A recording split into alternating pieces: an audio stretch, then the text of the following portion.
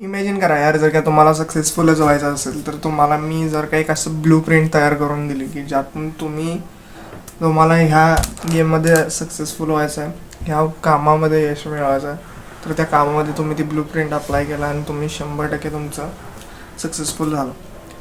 हे गाईज, माझं नाव अनिशनी. आज आपण अशाच व्हिडिओमध्ये स्वागत करतो यार तुमचं. आणि पहिलं तर ह्या व्हिडिओच्या टॉपिकमध्ये तुम्ही कोणत्याही फील्डमध्ये जाऊन तुम्ही सक्सेसफुल व्हायचं, काय असे मेन मुद्दे मी काय स्टेप्स काढून आणले ज्यातून तुम्ही नक्की रिलेट करून डेफिनेटली तुम्ही सक्सेसफुल होऊ शकता.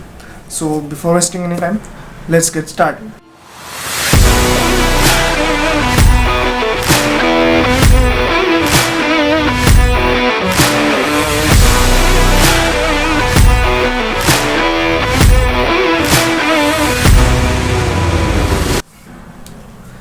Okay, the first thing first यार, जर का तुमच्याकडे बर्निंग डिझायर नसेल, भले तुमच्याकडे नॉलेज आहे, तुमच्याकडे रिसोर्सेस आहेत, तुमच्याकडे एनर्जी आहे, तुम्ही जर का तुमच्याकडे बर्निंग डिझायर नसेल यार, एखादं काम करताय तुम्ही, ते का करताय, त्याचं मागचं पर्पज काय हे जर का तुम्हाला माहीत नसेल, तुम्हाला तेच क्लिअर नसेल, how you can think that तुम्ही एखाद्या फील्डमध्ये जास्त वेळ टिकून राहू शकता, राईट?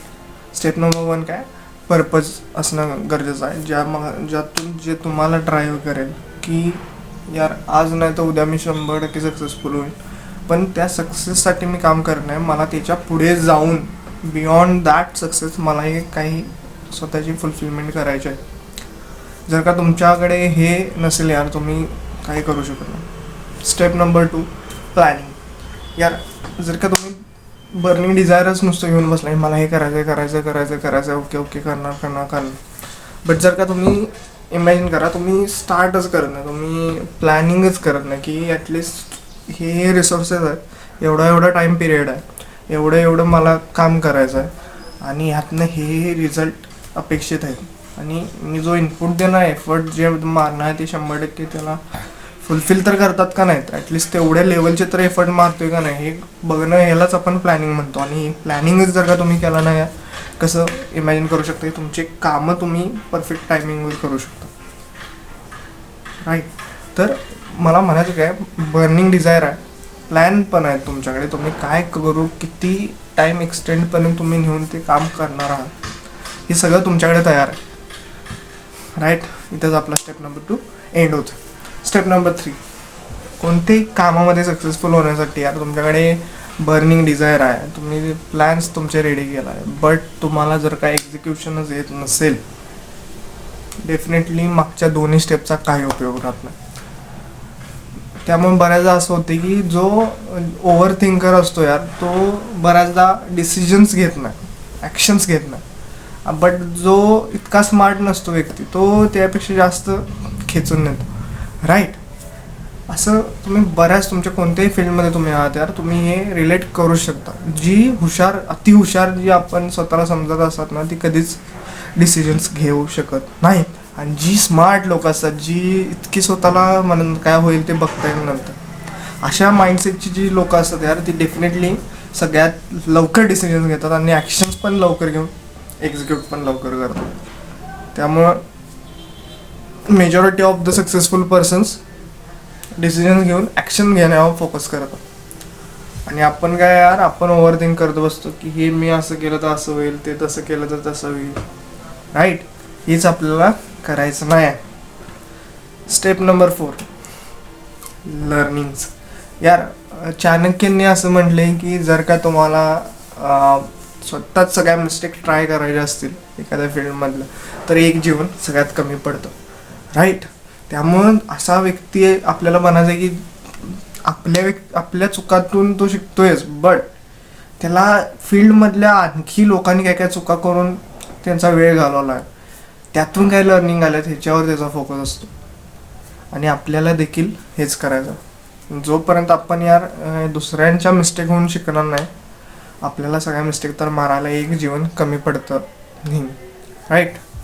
सो लर्न करत चला यार. डेली लर्निंग असेल ना, तुम्ही कधीच फेल होऊ शकत नाही. तुम्ही जे काम करता यार, त्यातून तुम्हाला फुल अचिव्हमेंट जर का सक्सेसफुल बनायचं असेल, तर डिटेल्स सगळ्या तुम्हाला तुमच्या फील्डच्या माहीत पाहिजेत, आणि त्या कधी कळतात, स्वतःच मिस्टेक मारून इतक्या 1% पण कळत नसतात आपल्याला.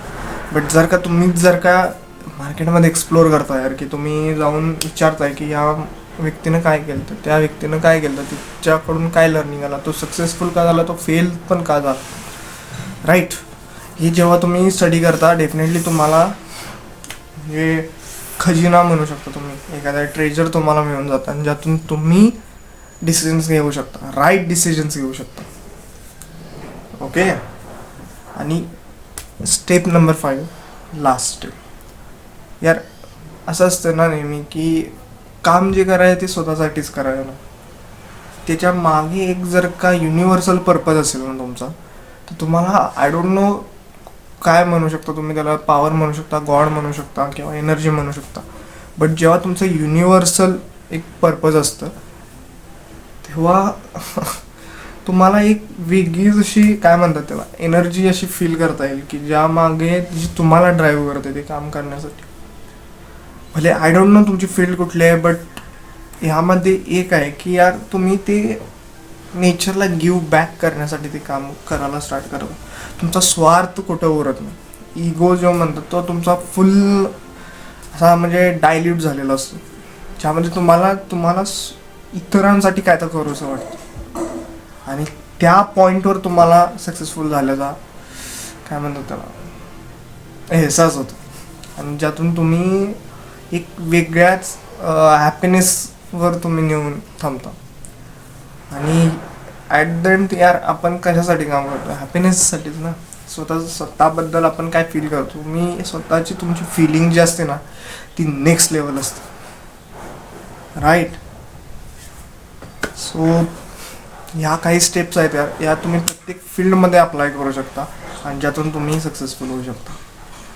यार मला सक्सेसफुल म्हणजे प्रत्येकाची डेफिनेशन वेगळी असू शकते. कोण हेल्थला सक्सेसफुल म्हणत असेल, कोण वेल्थला म्हणत असेल, कोण स्वतःच्या रिलेशन्सना सक्सेस म्हणत असेल, राईट. तुम्ही आपल्या प्लेसवर कुठेही चुकलेला नाही, तुम्ही तुमची स्वतःची डेफिनेशन वेगळी असू शकते, राईट.